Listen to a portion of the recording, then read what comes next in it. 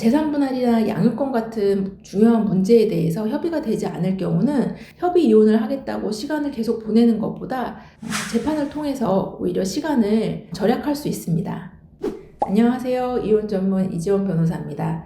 오늘은 많은 분들이 궁금해하는 협의이혼과 재판상 이혼의 차이에 대해서 말씀드리려고 합니다. 협의이혼과 재판상 이혼의 가장 큰 차이는 합의 여부입니다. 협의이혼은 이혼의 모든 부분에 대해서 두 사람의 합의가 이루어져야 하고요. 합의가 이루어지지 않을 경우 법원의 판단을 받는 방법이 재판상 이혼입니다. 협의이혼의 경우 합의를 할 수만 있다면 시간과 비용을 줄일 수 있는 장점이 있습니다.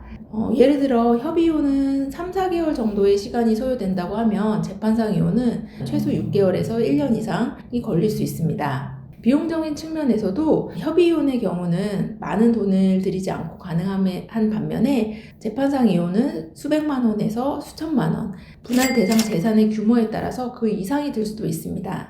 하지만 모든 상황에서 협의이혼이 좋은 것은 아닙니다. 오히려 재판상 이혼을 하는 것이 유리할 경우도 있습니다. 예를 들면 상대방의 명백한 잘못으로 이혼을 하는 경우는 재판을 통해서 위자료 청구를 할 수 있고요. 재산 분할이나 양육권 같은 중요한 문제에 대해서 협의가 되지 않을 경우는 협의 이혼을 하겠다고 시간을 계속 보내는 것보다 재판을 통해서 오히려 시간을 절약할 수 있습니다. 그러면 어떤 경우 협의이혼을 하는 것이 또 어떤 경우에 재판상 이혼을 하는 것이 좋을까요? 먼저 협의이혼의 경우는 첫 번째로 두 사람의 감정의 골이 깊지 않아서 대화가 가능한 경우입니다. 두 번째로는 재산 분할과 양육권에 관한 의견 차이가 크지 않아서 조율의 가능성이 있는 경우입니다.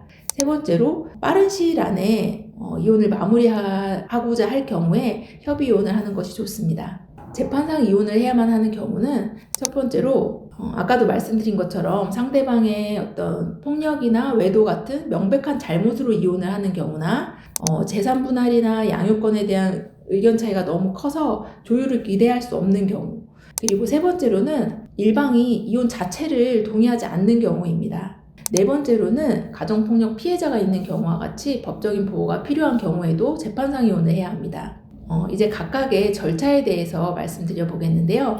협의이혼의 경우는 협의이혼 신청을 하고 숙려기간, 이제 미성년 자녀가 있는 경우는 3개월, 미성년 자녀가 없는 경우는 1개월이 되고요. 그 숙려기간을 거쳐서 숙려기간 이후에도 두 사람이 다 이혼 의사가 있는지 법원에서 확인하는 절차를 거칩니다. 이때 한 사람이라도 법원에 오지 않으면 그것을 강제할 방법이 없어서 이것으로 인해서 다시 또 이혼 절차가 지연될 수 있습니다. 만약에 두 사람이 이혼 의사가 계속 있다는 것을 확인받으면 이제 이혼 신고를 함으로써 이혼이 성립됩니다. 반면 재판상 이혼 절차는 한 사람이 소송을 제기하고 상대방이 답변서를 제출하고 법원에서 변론기일을 지정해서 당사자들이 주장과 입증을 하게 됩니다. 판사님이 판단을 할 수 있을 정도로 주장과 입증이 모두 되었다고 판단이 되면 변론을 종결하고 판결이 선고됩니다. 이때는 양쪽 다 판결에 대해서 항소를 하지 않으면 재판이 확정됩니다. 재판이 확정됨으로써 이혼이 성립되고 구청에 이혼 신고를 하는 절차는 형식적인 절차가 됩니다. 협의이혼의 경우는 이혼 신고를 해야만 성립되는 것과 차이가 있습니다. 여기서 주의할 것은 협의이혼이라고 해서 모든 것을 혼자 할 수 있는 것은 아닙니다. 재산 분할이나 양육권 같은 것은 법률적인 지식을 필요로 하는 부분이기 때문에 전문가의 조언을 반드시 받는 것이 필요합니다. 재판상 이혼의 경우 더욱더 전문가의 도움을 받는 것이 필요합니다.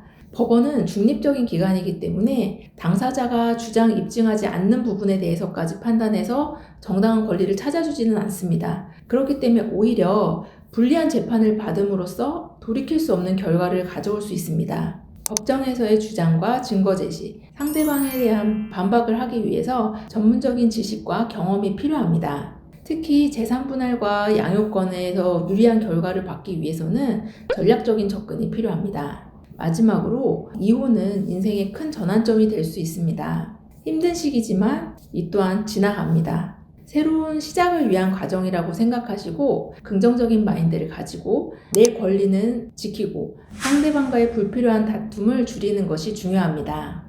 이 영상이 이혼을 고민하시는 분들에게 실질적인 도움이 되었으면 좋겠습니다. 항상 여러분의 행복과 안녕을 응원합니다. 감사합니다.